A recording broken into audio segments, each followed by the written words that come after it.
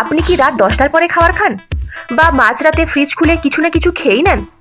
তাহলে আজকের ভিডিওটি আপনার জন্য।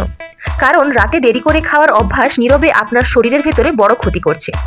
রাতে দেরি করে খেলে শরীর সেই খাবার ঠিকভাবে বার্ন করতে পারে না, কারণ তখন মেটাবলিজম স্লো হয়ে যায়। ফলে খাবার ফ্যাট হিসেবে জমে যায়, বিশেষ করে পেটে চর্বি বাড়ে। দেরিতে খাওয়া ইনসুলিনের স্বাভাবিক কাজকে ব্যাহত করে, ফলে ব্লাড সুগার ওঠানামা করে। দীর্ঘদিন এমন চললে টাইপ 2 ডায়াবেটিসের ঝুঁকি বাড়ে। রাতে খাবার খেয়ে সঙ্গে সঙ্গে ঘুমালে পেটের অ্যাসিড উপরের দিকে উঠে আসে, ফলে বুক জ্বালা, গ্যাস, অম্বল এসব সমস্যা বাড়ে। রাতে দেরি করে ভারী খাবার খাওয়া ব্লাড প্রেশার বাড়াতে পারে। এতে দীর্ঘমেয়াদে হার্টের রোগের ঝুঁকি বাড়ে। দেরিতে খেলে শরীর বিশ্রাম নিতে পারে না, ঘুম হালকা হয়ে যায়, মাঝরাতে বারবার ঘুম ভেঙে যায়, পরদিন ক্লান্ত লাগে। তাহলে কি করবেন?